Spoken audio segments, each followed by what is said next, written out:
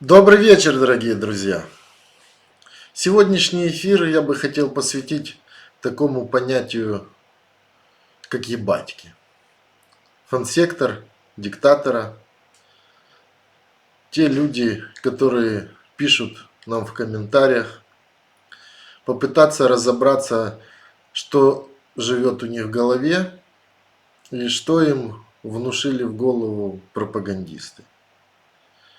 Я думаю, надо что же понимать и разбираться, что у этих людей. Они тоже живые, и они тоже настоящие, и они фанатики Лукашенко. Давайте.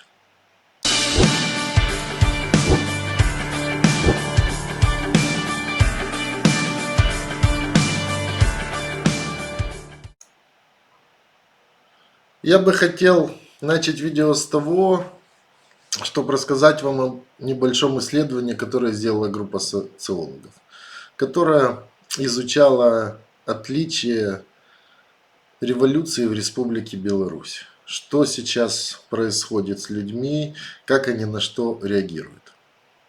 Первое в исследовании идет то, что катализатором революции это стало 9-11 число. После сумасшедшего, беспринципного силового подавления людей, которые вышли протестовать против нечестных выборов. Дальше у белорусов произошла трансформация страха в гнев и ориентация на долгоиграющий протест. Люди уже понимают, что очень быстро это решить невозможно, и это все долгоиграющая история. Понятно, все хотят, чтобы это закончилось побыстрее, но все понимают, что диктатора надо додавливать, надо додавливать. Также в исследовании указано, что у людей преодолен болевой порог.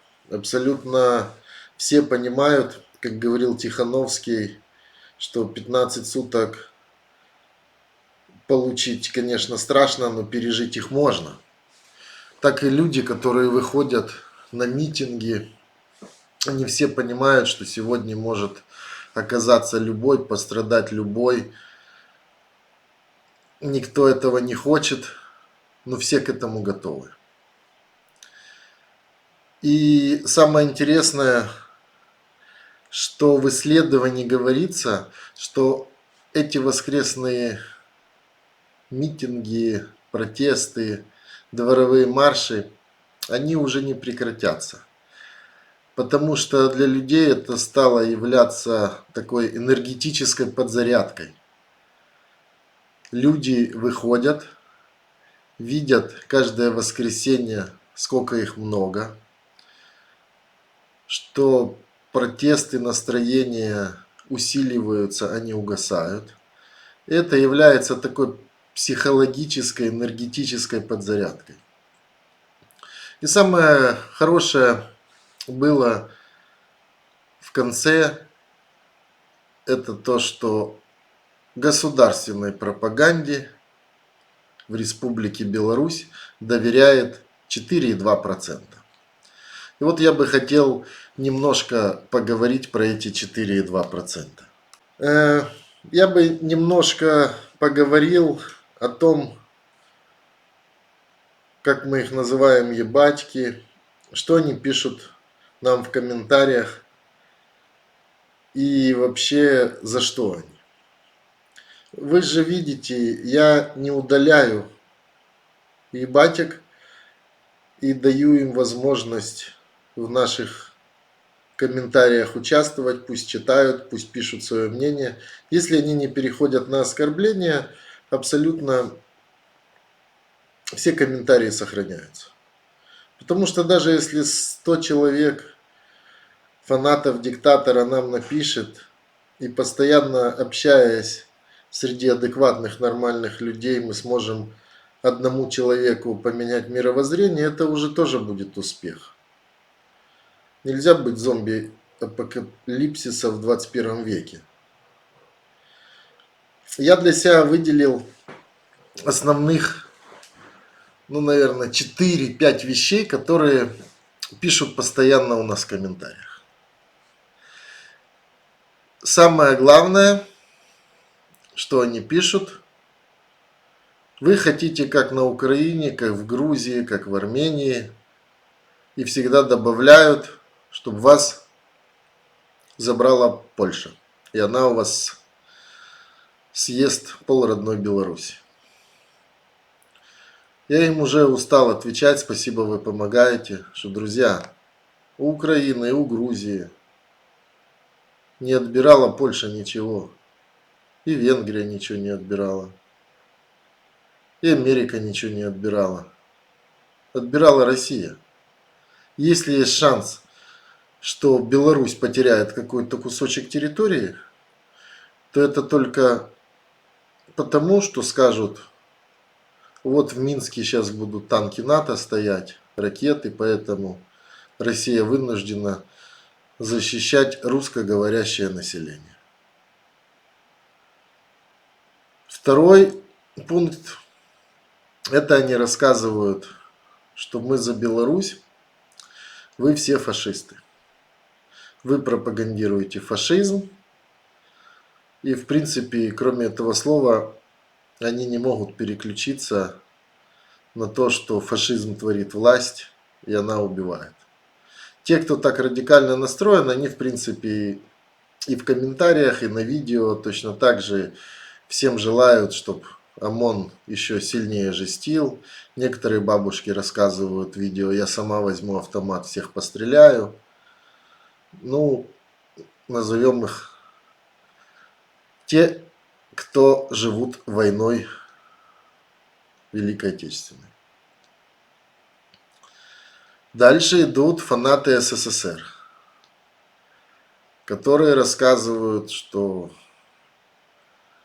вы плохие, вы развалили СССР, и вы сейчас разваливаете Беларусь, а Лукашенко это наш Сталин, и мы теперь за объединение с Россией, и мы восстановим Советский Союз, и все, лучше Советского Союза нет. Четвертый вариант, они все пишут: а что ж ты показываешь, какая жесть в Беларуси происходит, а не показываешь во Франции? Ну, если я покажу во Франции, там полиция тоже очень жестит, но там и митингующие не оставляют ни одного живого стекла, ни одной живой машины, все сгорает, все выгорает, и там погромы сумасшедшие. Кстати, если вы, ебатьки, дожили до этого момента, я вам тоже скажу: я не поддерживаю тот законопроект, который Франция попыталась внести, чтобы не были засвечены лица полицейских, и за это огромные штрафы, против чего вышли французы.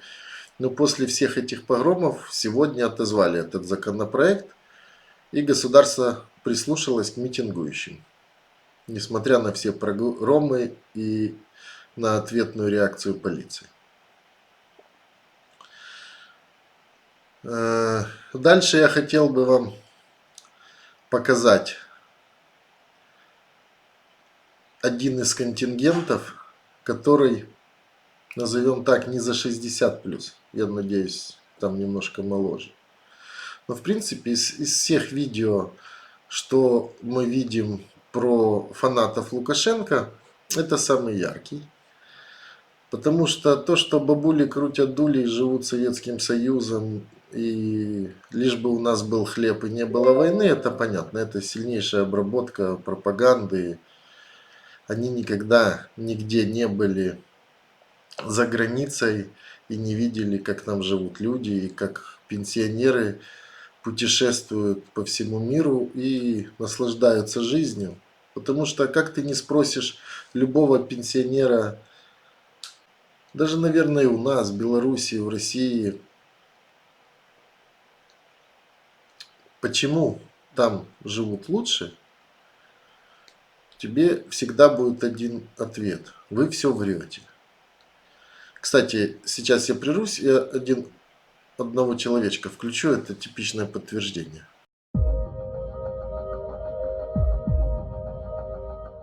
Назвать нас великой нацией можно?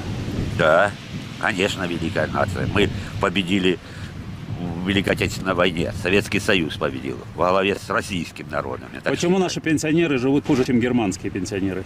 Ну, вот я вот этом хотел бы и сам. И у них оружие хорошее, и у них ракеты есть, а пенсионеры А там у лучше них живут. нету ракет. Откуда ракеты? Это у этих, у америкосов есть, у наших. Так американские пенсионеры вроде неплохо живут. Да, это нам так говорят. А как они живут, как вы думаете? Да я так в трущобах живу. Показывают он такие каналы, там посмотришь, еще хуже живут, чем наши.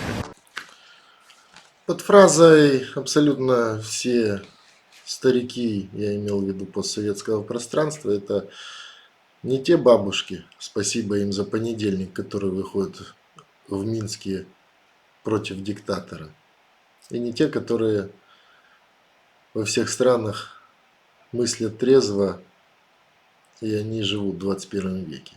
А те, кто смотрит российскую пропаганду и поддерживают, что Путин это новый Сталин, и это железная рука, и они живут этим, и с ними уже ничего не сделаешь и не переубедишь.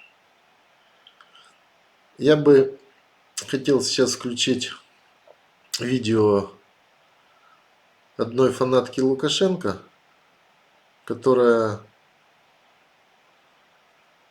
очень при детях разговаривает на том языке, который видео теоретически нельзя показывать. Я сейчас постараюсь это максимально запикать, но просто в конце диалога будет прям очень много пи-пи-пи. Хотя посмотрите, в окружении стоит детишек, наверное, 40. И даже сын этого парня, который снимает. Я ничего не хочу, я хочу, Что ты хочешь Я хочу, доказать? чтобы Тебе полезут вы дерево не ломали в нашем дворе. в твоем дворе, Да, твой двор, да, твой двор, Да, я это здесь живу. говно, понимаешь? Твой двор, это наш двор, это не твой. пожалуйста, да. Так что, можно ломать деревья? Кто И сына сломал посылать, что? чтобы ногами ветки ломал? Кто повесил сюда прокладки? Ответь мне на вопрос, кто повесил сюда прокладки? Ленточки Ты? повесили Молодец, наши. это говорит. твой папа? Да. Прокладочный у тебя папа. Прокладочный папа. Он взял прокладки и повесил Смотри. на дерево. Молодец. Вот.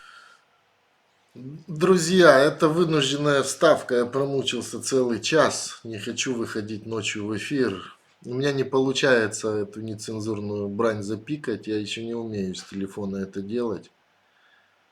Поэтому простите меня, если есть рядом детки, надо смотреть без деток. Спасибо большое. Но там дальше интересно. Все мозги и батяк вылазят наружу. Молодец, ну-ка, Дай пятюню. хвалю.